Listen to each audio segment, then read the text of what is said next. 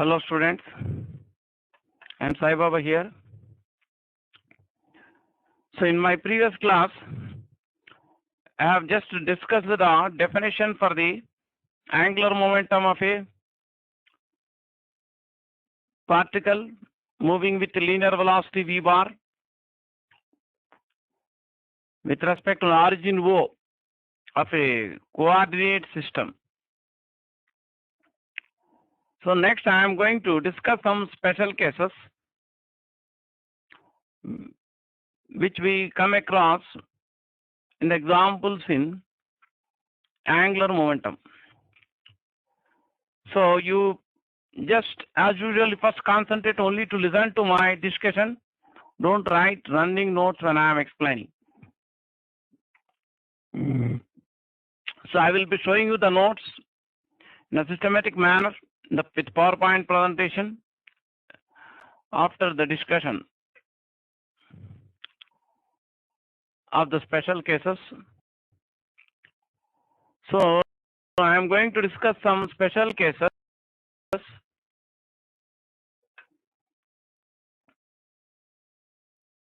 in the calculation of the angular momentum of particle. So as I have discussed the definition for angular momentum in the previous class, if r bar is the position vector of a particle with respect to origin O of a coordinate system, and p bar is the linear momentum vector of the particle, then the angular momentum of the particle with respect to the origin O defined as the cross product of r bar and p bar. The magnitude of angular momentum of the particle is given by rp sine theta, or you can also write as p into r perpendicular, or you can also write r into p perpendicular. Here theta is the angle between r bar and p bar, and this r perpendicular represents the perpendicular distance between the origin O in the direction of the linear momentum vector p bar of the particle. The r perpendicular represents the perpendicular distance between the origin O and direction of the linear momentum vector p bar of the particle. So I would like to discuss some examples, special cases. If you consider a particle which is moving parallel to one of the coordinate axes, for example, if it is moving parallel to the x-axis with a constant velocity,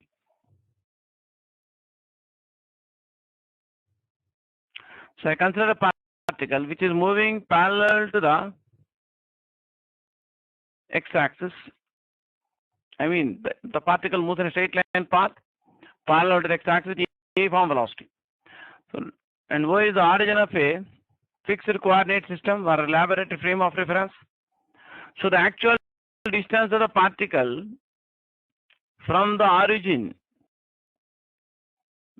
may be changing with the time, but the perpendicular distance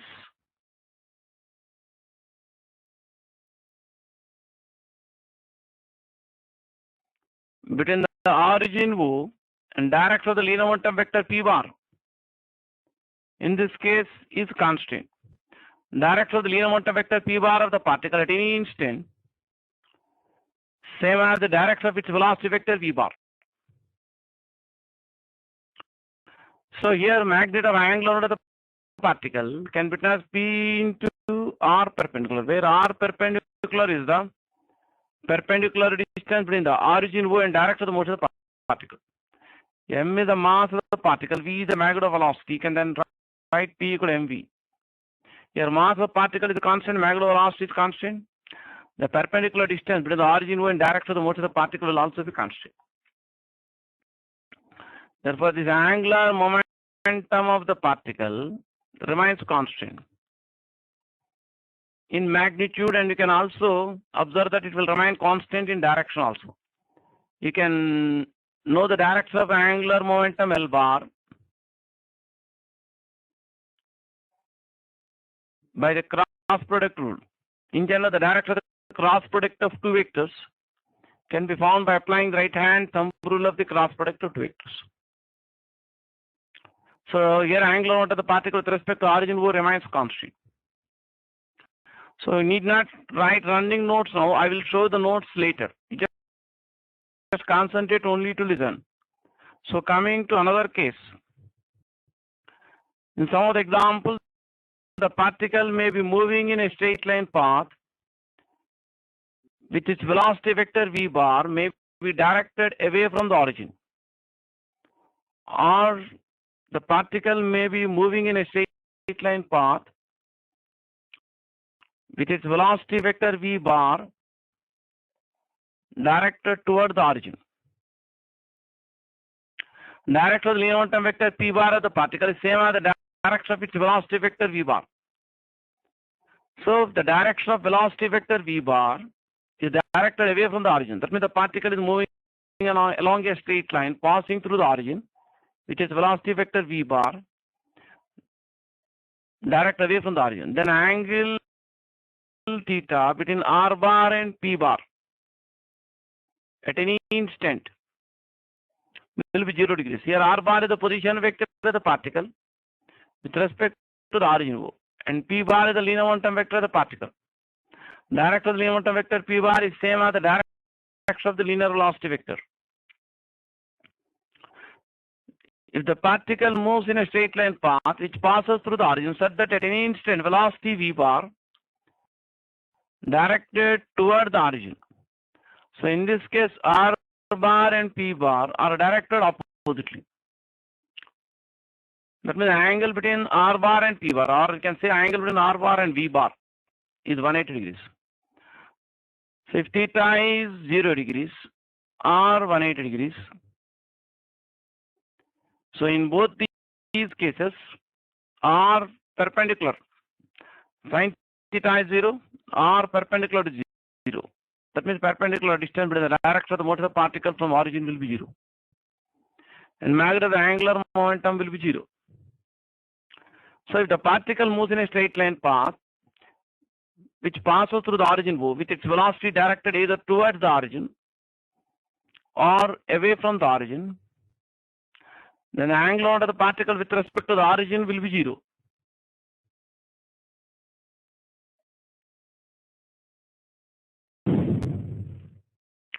So coming to one more case.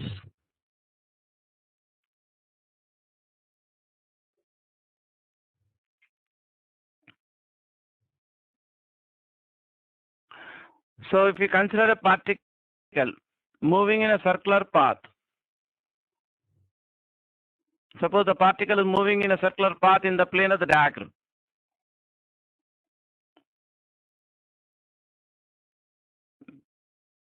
And let O be the center of the circular path. Let suppose the particle is moving in the circular path in the plane of the diagram with r is the radius of circular path. So the direction of the linear momentum vector p bar of the particle at any instant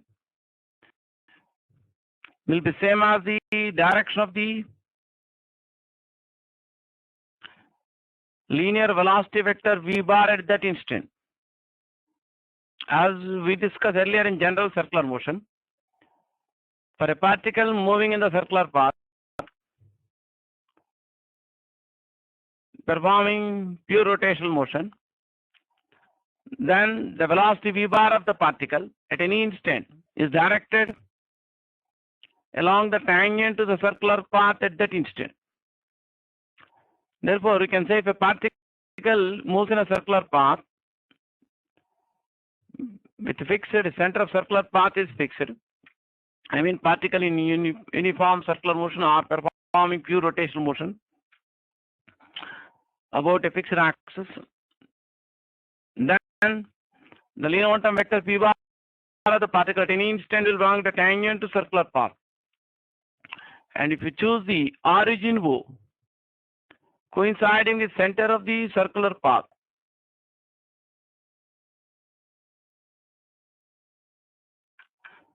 then direction of vector r bar at any instant will be along the radius of circular path and toward the particle. So to know the angle theta between two vectors by the graphical method, the two vectors must be drawn graphically from same point such that tail of one vector is attached to tail of other vector. So here the angle theta between r bar and p bar is 90 degrees at all the instants. If you choose the center of the circular path as the origin of the coordinate system. So magnet of the angular moment of the particle from definition we given by rp sine theta. Can write p equal m into v, theta equal to 90 degrees. And sine 90 degrees equal to 1. Therefore, magnitude of angular moment of the particle with respect to center of the circular path as origin can be written as mvr for simplest situation in rotational motion. And this can also be written another way. If v can be written as magnitude of the linear velocity of the particle in uniform circular motion or in pure rotational motion with fixed center, can be written as v equal r omega. So if you write v equal r omega, this you can write mr square omega.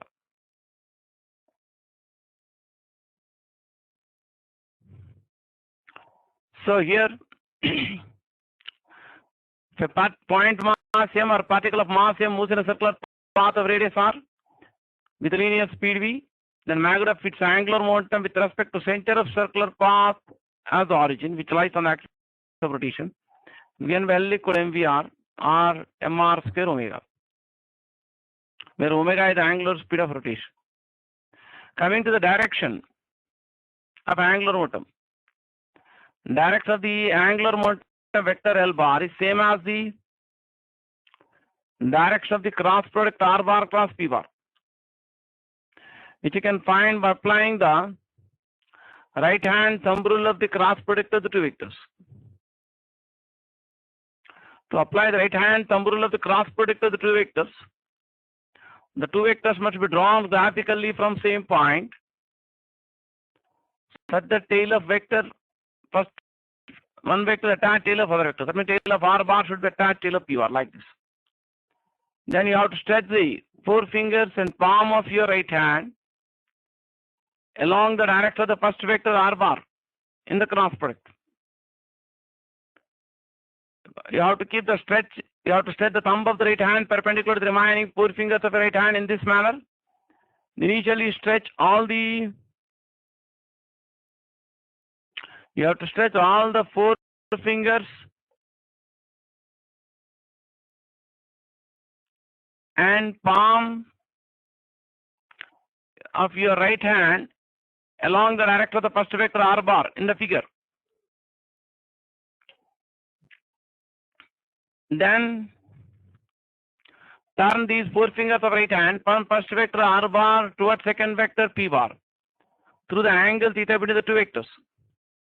And the thumb points in the direction of the cross product of the two vectors. You can see here the same figure I have drawn.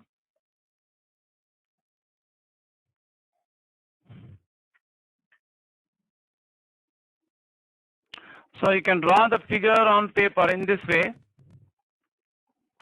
as explained here, for the particle rotating in anticlockwise sense. Then you have to stretch the four fingers and palm of your right hand in the direction of the first vector R bar and the cross product. You have to stretch the four fingers and palm of your right hand in the direction of the first vector R bar and the cross product like this. Then you turn these four fingers of right hand from R bar towards P bar through the angle theta between the two vectors. Of course, you have to keep the thumb of your right hand stretched perpendicular to the remaining four fingers. Then the thumb can observe that thumb points outwards, that is perpendicular plane of paper and outwards. So direction of angular momentum L bar is same as the direction of this cross product R bar cross P bar, which acts perpendicular plane of the diagram and direct outwards. So in general, if a particle rotates in the plane of the diagram in the anti-clockwise sense, then its angular momentum vector L bar acts perpendicular to the plane of the diagram and directed outwards along the axis of rotation. Suppose if you consider the particle rotating in the clockwise sense. So as explained before, if the particle rotates in the plane of the diagram in the anti-clockwise sense, then its angular momentum vector L bar acts perpendicular to the plane of the diagram directed outwards along the axis of rotation. Suppose if the particle rotates in the clockwise direction,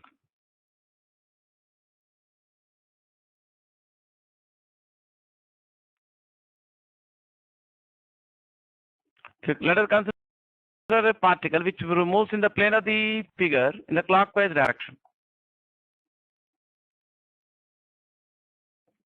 We consider a particle moving the circular path of radius r in the plane of the figure in the clockwise sense. So its linear momentum vector p bar of the particle at any instant will be direct along the tangent to circular path at that instant. That means direction of p bar is same as the direction of v bar. So tap the tail of r bar. That means we are taking center of circular path as the origin of the coordinate system. Attach the tail of r bar with tail of p bar. The angle theta between r bar and p bar. Again, you can check up by applying the right hand thumb rule of the cross product of the two vectors. As explained before, you stretch the thumb of the right hand first like this, perpendicular to the remaining four fingers of your right hand. In this way. Then initially you have to keep all the four fingers and palm of your right hand along the direction of the first vector r bar in the cross product. You have to stretch all the four fingers and palm of your right hand along the direction of first vector r bar in the cross product. Then you have to turn these four fingers of your right hand from first vector r bar towards second vector p bar. You need to apply this rule yourself and convince yourself through the angle theta. You have to turn these four fingers of right hand from first vector in the cross product towards second vector in the cross product. That is from r bar towards p bar. And you have to turn the four fingers through the angle theta between the two vectors. Then the thumb points in the direction of the cross product r bar cross p bar. You can observe that cross product r bar cross p bar acts inwards into the plane of figure.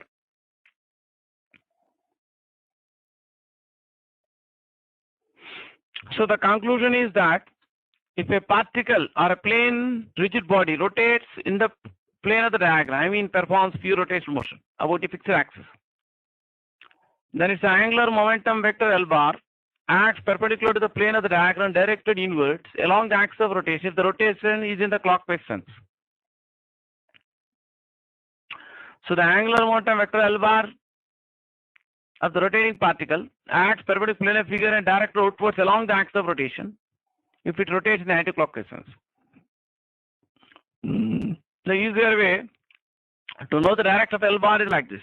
You can set the thumb of the right hand perpendicular to the remaining four fingers of your right hand. Then you can turn or bend these four fingers of the right hand in the plane of the diagram in the direction of rotation. So if the rotation is in the clockwise sense, you turn these four fingers in the clockwise sense. Then you can observe the thumb points inwards. Of course, for applying the rule, you have to keep the thumb of your right hand stretched perpendicular to these remaining four fingers. The rotation is in the anti-clockwise sense. Then you turn the four fingers in the plane of the figure in the anti-clockwise sense like this. Then you can observe the thumb point perpendicular planar figure and outwards. That means thumb point in the direction of the angular momentum. In the rotation in the clockwise sense, in the planar figure, then you can turn the four fingers in the clockwise sense, parallel to the plane of the figure. Then you can observe the thumb points inwards. That means when the rotation in the clockwise sense, the direction of L bar for the rotating particle will be perpendicular planar figure and directed inwards along the axis of rotation. And to find the angular momentum of a rigid body performing pure rotational motion about a fixed axis, we have to add the angular momenta of all the particles of which the body is composed of.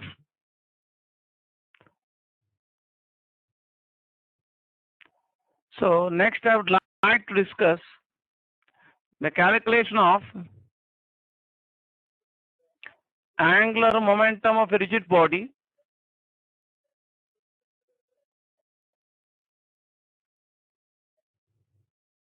performing pure rotational motion.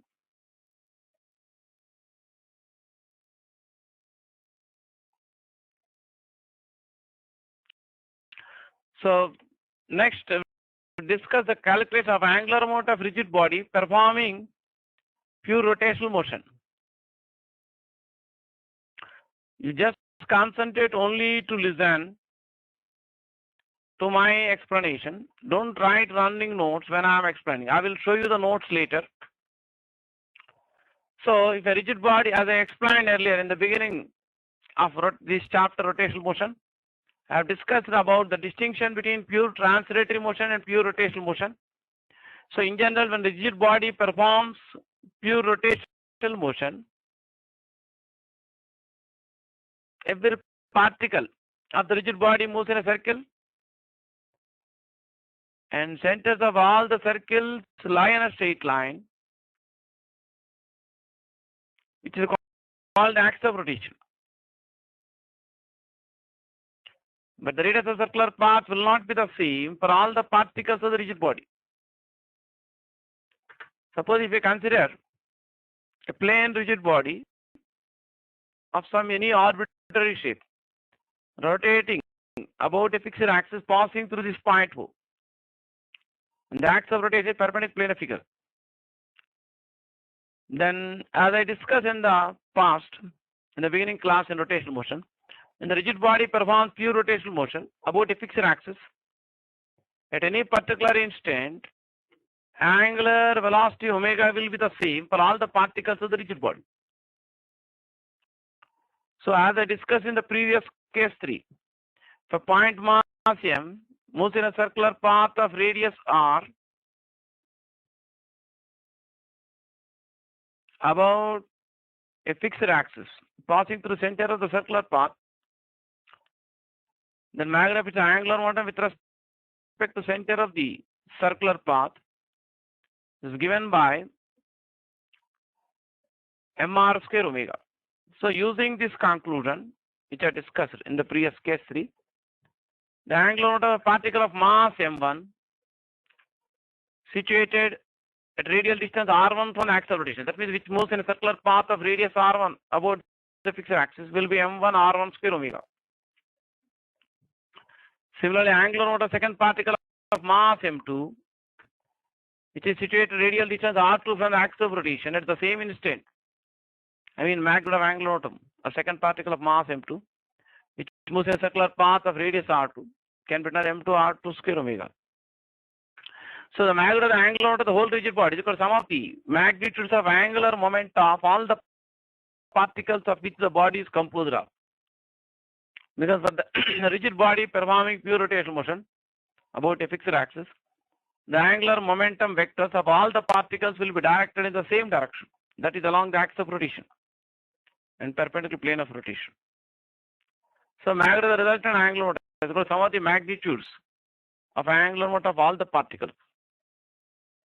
So if a third particle of mass m3 is moving in a circular path of radius r3, a third point mass m3 situated at radial distance r3 from the axis of rotation, then magnitude of its angular momentum is given by m3 r3 square omega and so on. If n is the total number of particles of which the body is composed of,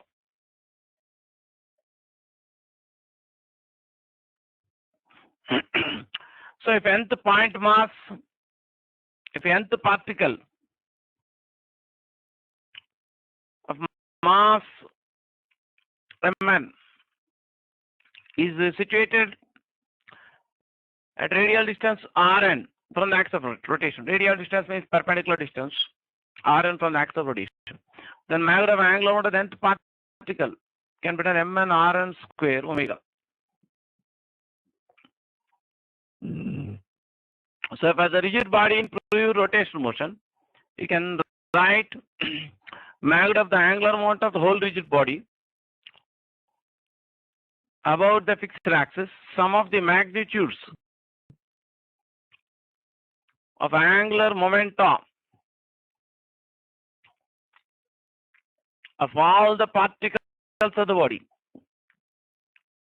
of which the body is composed of.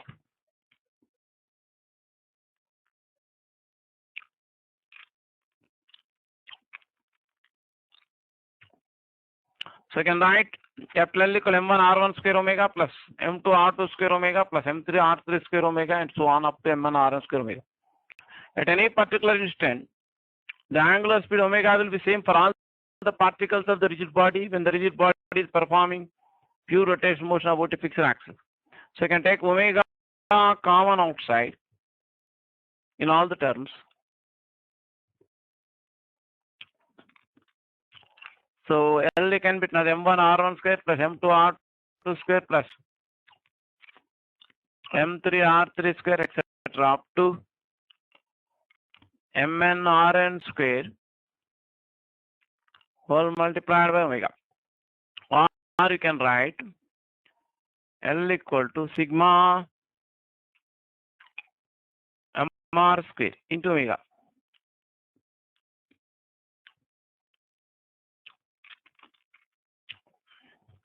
Or magnitude of angular of the rigid body performing pure rotational motion about a fixed axis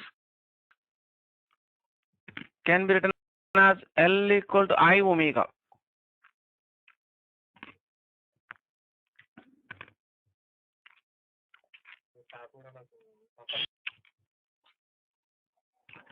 So for rigid body performing pure rotational motion about a fixed axis, the magnitude of angular momentum about the axis of rotation can be written as product of its moment of inertia and angular speed of rotation.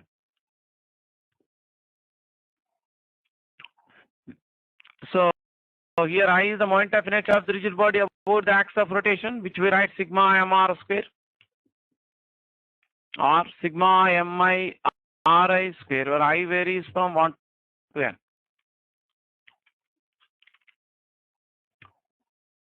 In vector form,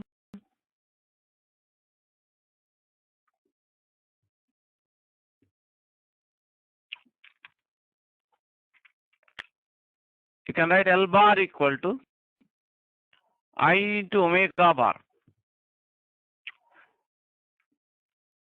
This relation for a rigid body in pure rotational motion has some similarity with a relation for linear momentum in pure translatory motion.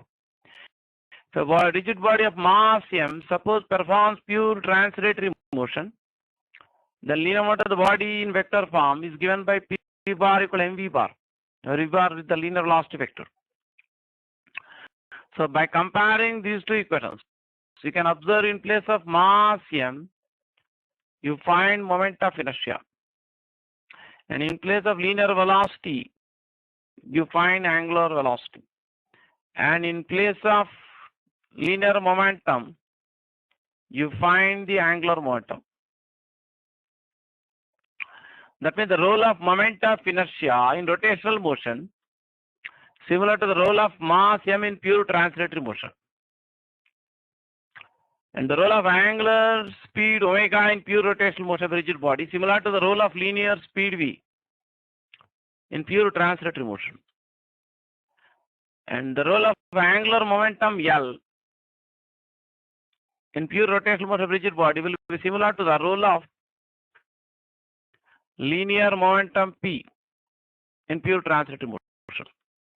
Just as we say, for a body of mass m performing pure translatory motion, the direction of linear momentum vector p bar at any instant is same as the direction of its linear velocity vector v bar at that instant.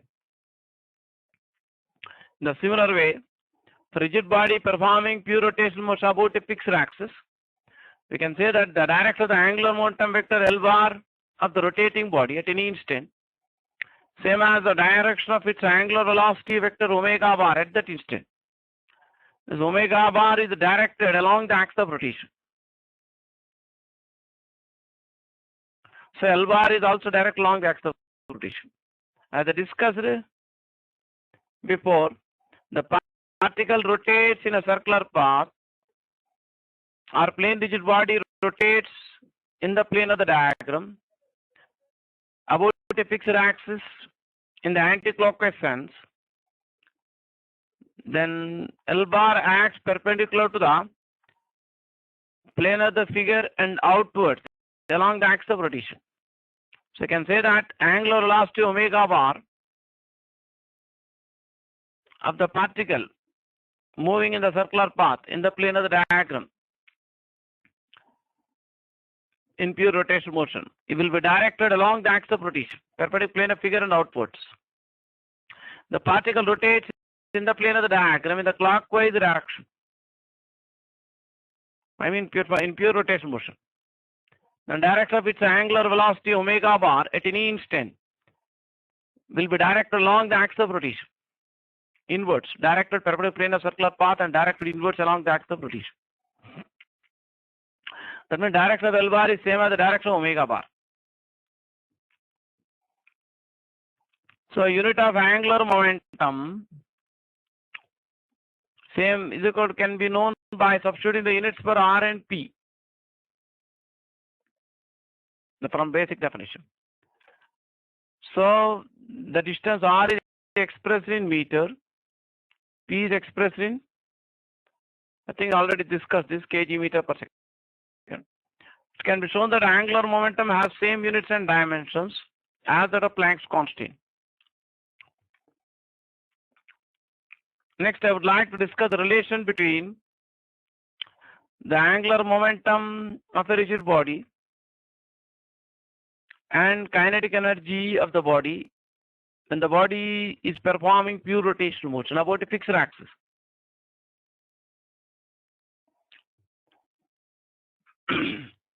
I would like next discuss the relation between angular momentum and kinetic energy of a rigid body performing pure rotational motion about a fixed axis.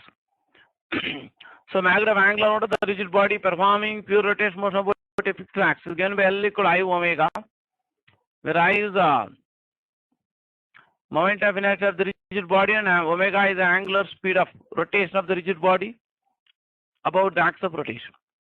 From same equation we can write omega equal to L by I. So kinetic energy of the rigid body performing pure rotational motion about a fixed axis is given by K equal half I omega square, which I discussed in the past. So this you can write half I omega into omega. This is I omega, you can write L. So you can write kinetic energy as half L omega. And if you write omega equal to L by I here,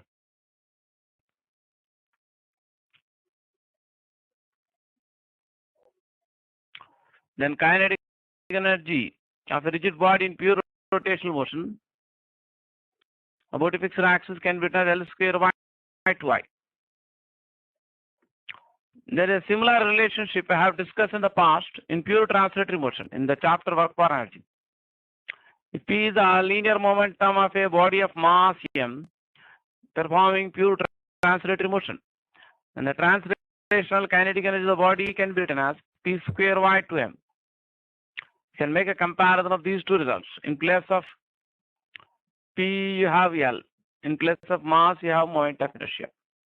So next I would like to summarize the entire discussion I have done so far in this class That means those who are writing the notes, they can get ready with your notebook and pen. I'm going to show you the PowerPoint presentation. I mean the summary or the notes of the entire discussion I have done in this class about the angular momentum. Come on, look at the screen here. I want to just summarize all the conclusions which I have discussed in this class. Look at the screen. In case you are writing the notes, you can take a pause and write the notes. Wherever you need the pause, you can take a pause and take your time to write the notes. So I am going to read the conclusions of the special cases in angular momentum, which I discussed in the beginning of the class, the case 1. So I'm going to read the conclusion of special case 1 now. If a particle moves in a straight line path with a constant velocity, the angular momentum of the particle with respect to origin O of a laboratory frame of reference remains constant. So I have given this diagram in the earlier discussion also. Mod of L bar, you can write P into R perpendicular, MV into R perpendicular. That is constant here. M is constant, V is constant. This R perpendicular represent the perpendicular distance between the origin O and direction of the motion of the particle. So in case you need more time to copy this, you can take a pause and take your time. So I'm going to show the next case.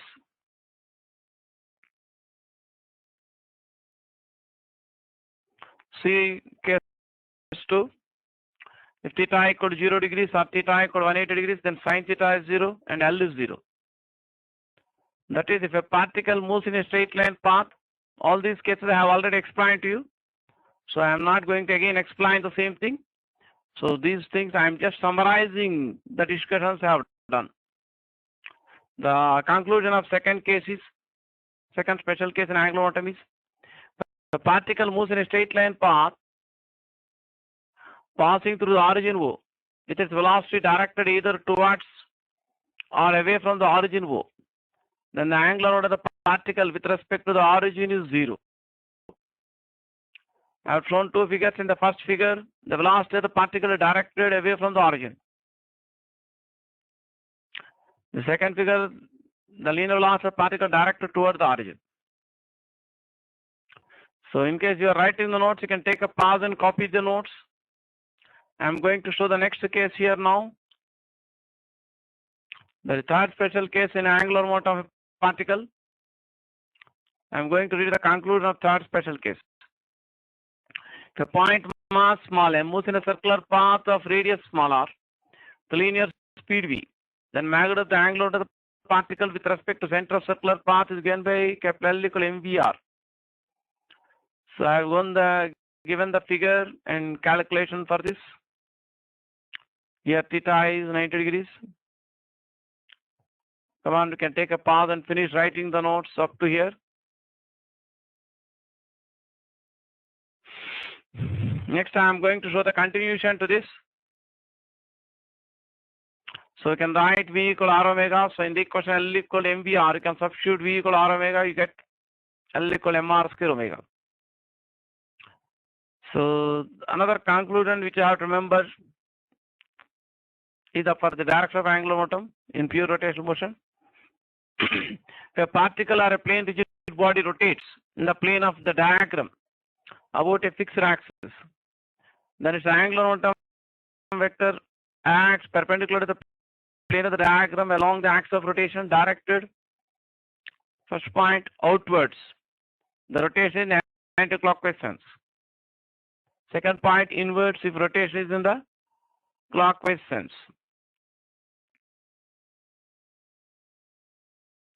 So you can take a pause and finish writing the notes up to here.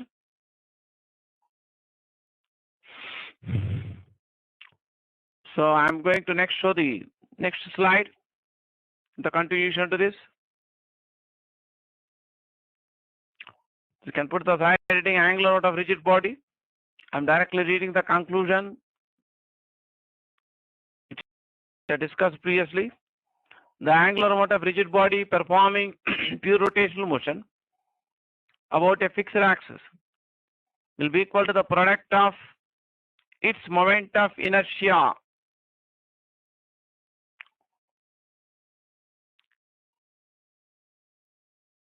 can write here just one more small word. Product of its moment of inertia and angular velocity of rotation about that axis. So you can write L equal I omega. In vector rotation, you can write L bar equal I into omega bar. Come on, take a pause and finish writing the notes up to here.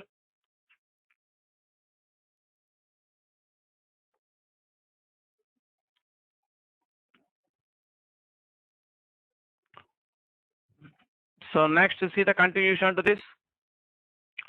The direction of the angular momentum vector of a rotating rigid body, same as the direction of its angular velocity. And next is relation between this conclusion also you have to remember.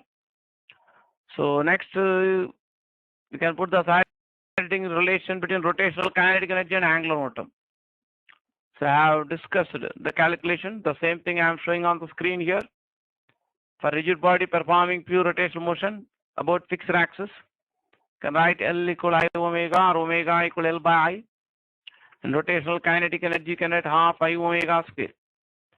So you can write this as half I omega into omega or half L omega. If you write omega equal L by I, you get K equal L by 20 L by I. Come and take a pause and finish writing the notes up to here.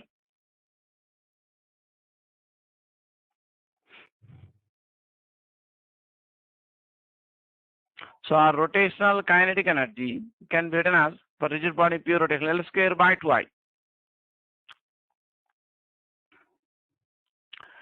So next I am going to discuss the term torque or moment of the force in rotational motion. The role of the torque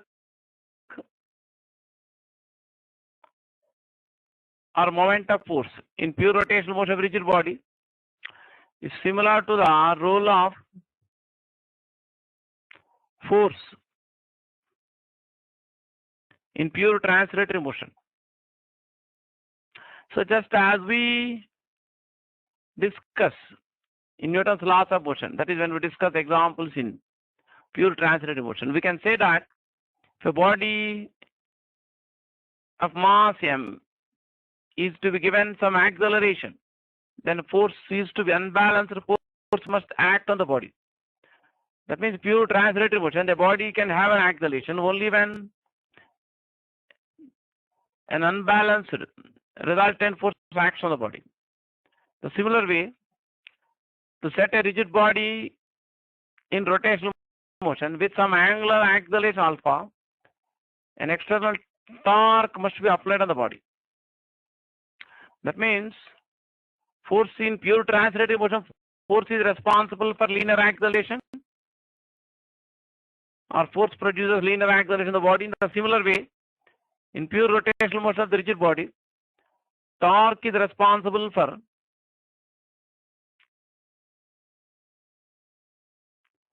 angular acceleration alpha. Of course, I will be discussing this term in more detailed way in my next class. There is one more thing I want to mention which I have not shown on the screen, the notes, that when a rigid body is performing pure rotational motion about a fixed axis, when a rigid body is performing pure rotational motion about a fixed axis, it can be shown that the angular moment of the rigid body about this axis will be the same, whatever point you may choose as origin. Suppose O is some point which lies on the axis of rotation. I mean, I'm talking about a rigid body which performs pure rotation motion about a fixed axis. Let O dash be another point which lies on the same axis. So, if the rigid body performs pure rotational motion about the fixed axis, and both the points O and O dash lie on the axis of rotation, then angular moment of the rigid body about the point O, I mean angular moment of the rigid body about the axis with respect to O as the origin, will be same as the angular momentum of the rigid body about the same axis with respect to the point O dash as origin. That means whether you choose the point O as origin or point O dash as the origin of the coordinate system, the angular momentum of the rigid body about the axis of rotation will be the same in both the cases. That means for a rigid body performing pure rotational motion about a fixed axis, the angular momentum of the rigid body about the axis of rotation will be independent of the choice of the origin on the axis. That means you may choose any point on the axis or origin, you get the same value for angular momentum. So anyway, I will continue my discussion in my next class.